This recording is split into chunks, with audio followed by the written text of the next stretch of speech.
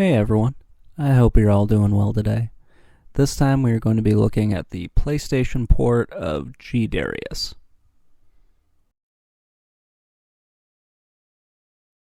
Before we get into the game, I I have to say, this is one of the games that I thought looked a lot better when I was younger.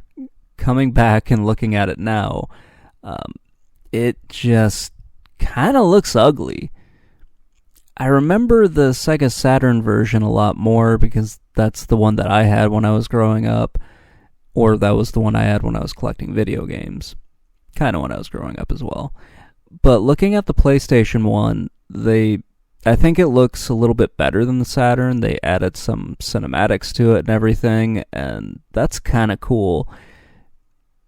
But playing the game, I don't know, I was kind of like, this doesn't look that great anymore. It still looks pretty good for a PlayStation game, but man, it did not.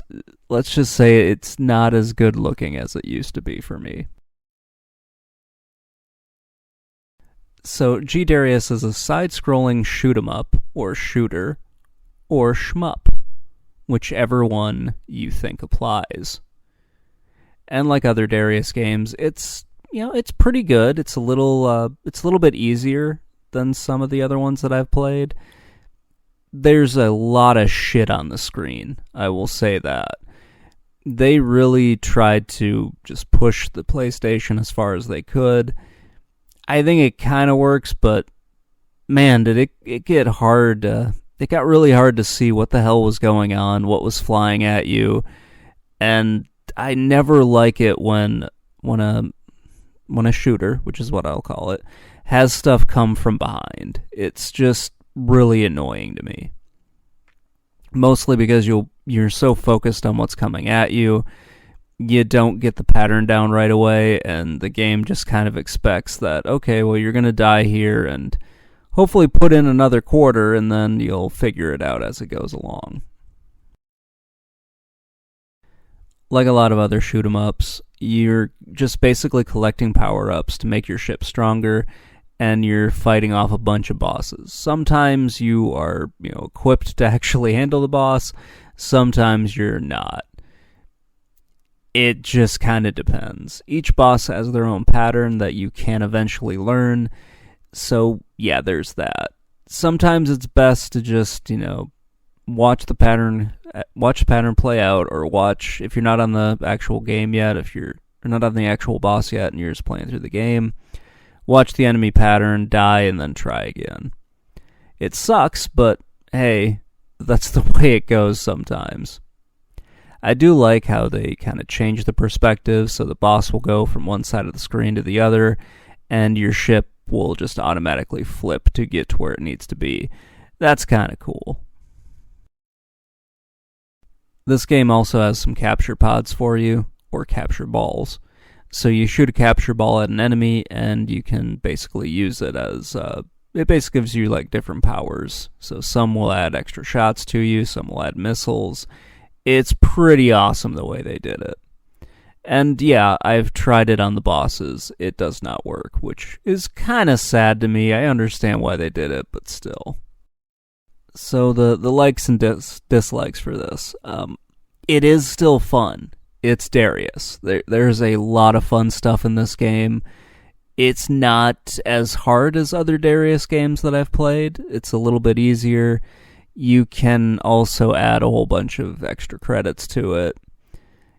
You still have one-hit deaths, which is kind of annoying, but it's understandable for a game like this. They don't mess around with the perspectives on it, so that's nice. The game doesn't alternate between like side-scrolling, third-person view, and top-down, which we'll get into when I review another game for this. Sometimes, I think the problem that I have with most of the games in the Darius series, and with a lot of other shooters, is that it can take like just a million frickin' hits to destroy your enemies. And that can really make it feel pretty shitty. So that's not really a huge problem, but it's kind of an annoyance for me. I also don't like just how hard it is to actually see what's going on at times. There is so much crap on the screen that it can kind of be a little bit hard to just understand where you are, what you need to do, and how to avoid a lot of the enemies. Especially when you run into those that take just a million frickin' hits. The power-ups stay on the screen, though, so that's kind of nice. You don't have to, worry about what's going on. They're pretty easy to tell what they do. You have red, yellow, or you have red, green, and purple and blue, and they're all pretty great. They're really big, so they're easy to get a hold of. You don't have some annoying hitboxes and everything that you feel like you've hit the target, and it ends up that you haven't. It's pretty great. There are some annoyances with it, but there are just a lot of tropes with other shoot 'em ups that you have to deal with on this. Overall, though, there are a lot more likes than dislikes, and the few dislikes that I have, well, actually, a lot of the dislikes that I have are just products of kind of the annoyance of the game and just the annoyance of the genre. It's a fun genre to play, but yeah, it can be really annoying at times, especially when you're doing like a direct arcade port. I guess the last thing I will say, I wish they let you have unlimited continues. That would make so much more sense for a console. I understand why they wouldn't have unlimited continues in the arcade because they won't make as much money. But on a home console, I just feel like they should have a little bit more respect for the player and give them like more of a chance to actually win. So G-Darius is one of the rare games that I played on the Saturn first before playing it on, the PlayStation or any other console that it came out on. It was really a lot of fun, and especially early on when I was, trying to collect Saturn games because I was insane and didn't have anything better to do I didn't have anything better to do at the time. I decided I was going to start collecting for the Sega Saturn. And this was, I think, one of the few games that I played that was actually, like, enjoyable on the Saturn.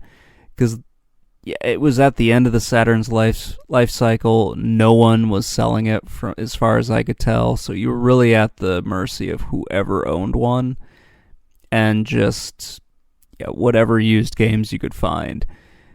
And thankfully, I found G-Darius. And that was kind of it. Like, there was a bunch of crap in my Sega Saturn collection when I had it.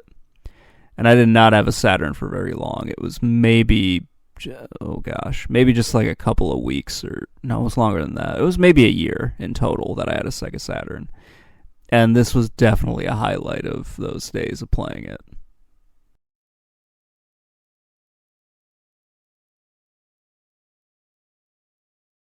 G-Darius does hold a special place in my heart, just because it's one of those few games that I had on the Sega Saturn, and I had a lot of fun playing it. I hadn't played the PS1 port. I think that one's probably better from what I remember of the Sega Saturn. This isn't a game that I think too much about. I think I have more memories of playing Darius Twin, and that is the game that I think is better than this one. It's definitely looks better going back and checking both of them out now. I think Darius Twin looks better, and I think it's got a better gameplay to it. That's going to wrap things up, guys. Let me know what you think in the comments below, and I will talk to you all later. Bye.